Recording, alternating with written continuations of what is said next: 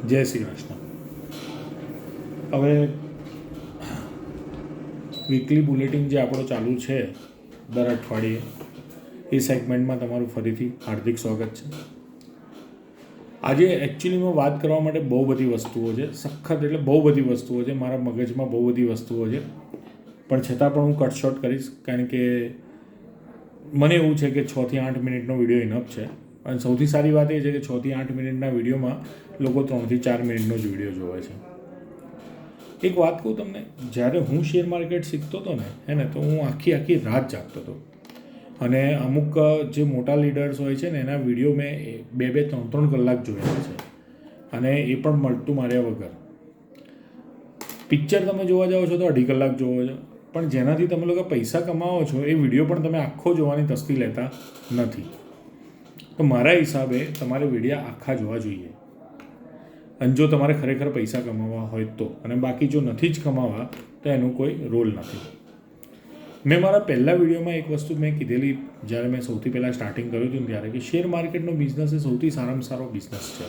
કેમ? કારણ કે એમાં ઉધારીની ચિંતા નથી, તમે માલ વેચો એટલે તરત પૈસા, તમારી પોતાની કંપનીની ચિંતા નથી, તમને જે કંપની સારી લાગે એમાં તમે ઇન્વેસ્ટ કરો છો, અને એ કંપનીમાં પ્રોફિટ આવે એટલે તમે નીકળી જાઓ છો. કેટલી સારી વસ્તુ છે.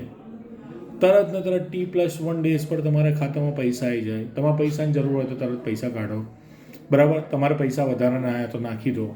આનાથી સારો બિઝનેસ શું હોઈ શકે? વચ્ચે જ મારા મિત્ર છે કેરાલાના, એમની જોડે મારે વાત થઈ. મને કે અમે એ ડૉક્ટર જ છે, તો મને કે ડૉક્ટર્સને તો જનરલી આ બધામાં શું. હું તમને એક બહુ મોટી વાત કહું, USA અને સારી બધી ડેવલપ કન્ટ્રીમાં ડૉક્ટર્સને એ બધા લોકો શેર માર્કેટમાં જ હોય છે. કારણ કે મેં એમને એક બહુ જ સારી વસ્તુ બતાવી કે આજે જે ડૉક્ટર્સ છે ને, આજથી 10 વર્ષ પહેલાં એમની કોમ્પિટિશન ઓછી હતી, એટલે એ સર્વાઈવ કરી જતા હતા, એ અમીર બની જતા હતા. તમને શું લાગે છે, ડૉક્ટર્સ માટે જ કે તમને શું લાગે છે આજથી 5 વર્ષ પછી તમે કેટલું સર્વાઈવલ કરી શકશો? તમે પણ એક સામાન્ય નોકરિયાતની જેમ તમારી પણ લિમિટેડ જિંદગી થઈ જશે. કારણ કે જે આગળ જામેલા જે ડૉક્ટર છે ને, એ તો પોતાની ગાદી છોડવાના નથી, અને તમે જે નવા આવશો એ એમની જોડે કોમ્પિટિશન કરી શકવાના નથી. એટલે હંમેશા શું થાય કે તમે તમારો રેટ વધારે કરો. હવે આપણા ત્યાં બીજા કન્ટ્રીઝની જેમ છે નહીં કે ગવર્મેન્ટ તમને સબસિડી આપી રહી છે, કે તમને ઇન્સ્ટ્રુમેન્ટ આપી રહી છે, ઇન્ફ્રાસ્ટ્રક્ચર આપી રહી છે. ગવર્મેન્ટ તો ઉપરથી તમે જે કમાવો છો એમાં 30% લઈ રહી છે. તો તમે શું કરશો? તમે તમારો ભાવ વધારશો તો જે મોટા ખેલાડીઓ બેઠા છે, બરાબર, ડૉક્ટરમાં જે મોટા લોકો બેઠા છે, એ તો તમને ગણકારવાના નથી. તો તમે કરશો શું? એના માટે તમારે ફાઇનાન્શિયલ ફ્રીડમ જોઈએ. જો તમારી પાસે એક બીજી સોર્સ ઓફ ઇન્કમ ચાલતી હશે ને, તો તમે પ્રેક્ટિસ વ્યવસ્થિત રીતે કરી શકો ને, કદાચ વધારે કોમ્પિટિટિવ રેટ આપશો ને તો તમારી પ્રેક્ટિસે સારી ચાલશે. ઓકે. હવે ડૉક્ટર સિવાય દરેક પ્રોફેશનલ્સના લાગુ પડે છે, ચાહે CA હો, ચાહે લોયર હો, ચાહે એન્જિનિયર હો, તમે ડે બાય ડે કોમ્પિટિશન જોઈ જ શકો છો. એટલે શેર માર્કેટ જે લોકો અત્યારથી સમજી જાય એ લોકોને સારી વાત છે, નહીં તો કમ્પલ્સન છે કે એ લોકોને શેર માર્કેટમાં આવવું જ પડશે. કારણ કે ધંધો દરેકનો કપ ઓફ ટી છે નહીં. એટલે આને બિઝનેસ તરીકે ગણજો તો બહુ સારું પડશે. અને હા, મને ફોલો કરશો તો હું તમને આવી રીતના શીખવાડતો રહીશ. ઓકે. જો મારો વિડીયો કોઈએ ધ્યાનથી જોયો હોય તો આજે એને ₹1,00,000 તો મળી ગયા. પણ જોયો નહીં હોય, 100% નહીં જોયો હોય, કારણ કે કોઈએ મને કોમેન્ટ કરી નથી. પર્સનલમાં પણ, જરૂર નથી કે યુટ્યુબમાં પણ, પર્સનલમાં પણ મારા ઘણા બધા ફ્રેન્ડ્સ મારો વિડીયો જોતા હોય છે. મેં એવું કીધેલું લાસ્ટ વીક થર્સડેમાં કે અદાણી એન્ટરપ્રાઇઝ શોર્ટ કરી લો. ફ્યુચર મેં શોર્ટ કરેલો છે, બરાબર. હવે આજે જે 20%ની સર્કિટ અદાણીમાં વાગીને એમાં મારો કોઈ રોલ નથી, બરાબર. બટ આજે મને એક સારો પ્રોફિટ થયો.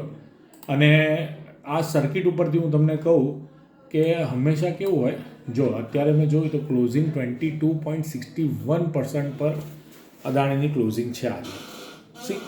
મેં લાસ્ટ થર્સડે જ કીધું હતું કે અદાણી શોર્ટ કરવાનું છે ફ્યુચર અને કોલ હેજ સાથે.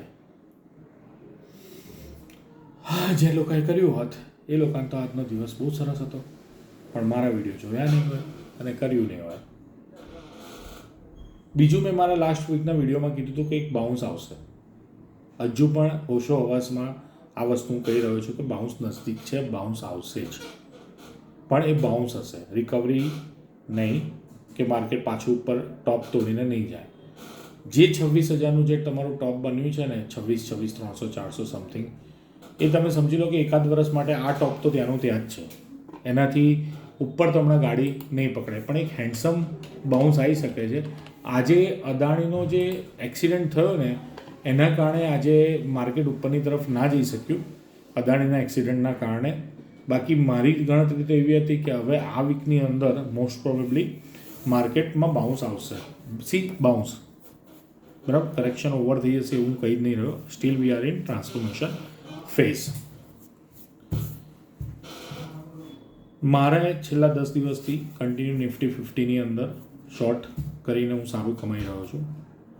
બરાબર, કોલ શોર્ટ એક દિવસ મેં પુટ શોર્ટ કર્યો હતો હમણાં પરમ દિવસે. બાકી કોલ શોર્ટમાં બહુ સારું, આજે પણ મારે કોલ શોર્ટમાં સારું જ છે. તમે શું કરી શકો? મેં લાસ્ટ વીકના વિડીયોમાં મેં તમને સમજાવ્યું તમે શું કરી શકો. Just carry on with your position. જે લોંગ ટર્મ ઇન્વેસ્ટર છે એની માટે કચરા સ્ટોક જો તમે કોઈએ લીધા હોય તો એમાં નીકળી જશો. બરાબર, મેં તમને હજુ પણ તમને કીધેલું, લાસ્ટ વીક કીધેલું કે મેં બ્લુ ચિપ સ્ટોક્સની વાત કરી છે કે એમાં કન્ટિન્યુ રહેજો, એમાં લોસ લેવાનું જજો. કચરા સ્ટોકમાં નીકળી જજો કે તમને કોઈ પણ એક નવી જાતની અજુબ ટીપ આવી ગઈ હોય ને તમે એમાં પડી ગયા હોય તો મારા હિસાબે તો 5,000 તો 5,000 બચાવી લેજો. બરાબર, એની અંદર મહેરબાની કરીને તમે કોઈ પણ જાતનું રિસ્ક લેતા નહીં. અત્યારે સપોઝ માર્કેટ રિકવર કરે છે, બરાબર, અને હું કદાચ રોંગ હોઉં તો તમે ખાલી ઓપોર્ચ્યુનિટી મિસ કરશો. પણ જો હું રાઈટ નીકળું ને તો તમે મૂડી મિસ કરશો. મૂડી ક્યારેય ખોવાની નહીં, મારો પહેલો નિયમ છે કે મૂડી ખોવાની નહીં, મૂડી બચાવેલી રાખવાની. એટલે ટ્રેડિંગ પોઝિશનમાંથી બહાર આગામી 6 થી 8 મહિના શોર્ટ કરવાનો પ્રયત્ન કરજો, ફ્યુચર શોર્ટ, પણ સેલ ઓન ટોપ હોવું જોઈએ. એટલે કાલે કોઈ વસ્તુ શોર્ટ ના કરી દેતા, કાલે કોઈ પણ જાતની વસ્તુ શોર્ટ ના કરી દેતા, થોડો બાઉન્સ આવવા દો, એક હેન્ડસમ બાઉન્સ આવવા દો, પછી હું તમને કહીશ કે હવે કોઈ પણ એક સ્ટોક પકડીને શોર્ટ કરો. મેં મારી શોર્ટિંગની શરૂઆત અદાણી એન્ટરપ્રાઇઝથી કરી. તો તમારામાંથી કોઈને એક સવાલ નહીં થયો કે તમે અદાણી એન્ટરપ્રાઇઝમાંથી શરૂઆત કેમ કરી, તમે બીજો કોઈ સ્ટોક કેમ ના લીધો?